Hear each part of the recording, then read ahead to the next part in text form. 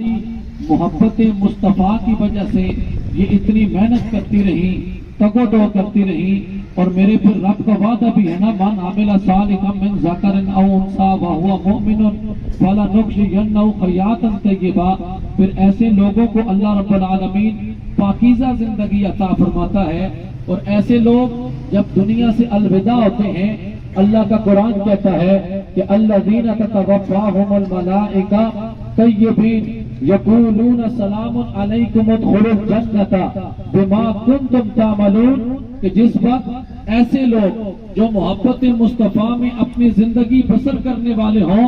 गुलामी मुस्तफ़ा में अपनी जिंदगी बसर करने वाले हों, रब का कुरान कहता है कि जब आते हैं फरिश्ते, वो जो रूह निकालने वाले होते हैं, वो आकर उसे क्या कहते हैं, उस पाकीज़ा रूह से ये कहते हैं, यक़ूलूना, वो कहते हैं सलामुन अलैकुम उदखुलुल जन्नता बिमा कुंतुम तामलून, कि तुम दाखिल हो जाओ जन्नत के अंदर सलामती के साथ जो तुम नेक अमाल करते थे। तो हाज़रीन मोहतरम, जिसके अच्छे अमाल हों, अल्लाह रब्बुल आलमीन उसे ऐसी ही निस्बतें अता फरमाता है और ऐसे ही अल्लाह उसे मौत नसीब फरमाता है। तो हाज़रीन मोहतरम, मैं इसी बात को आगे बढ़ाने के लिए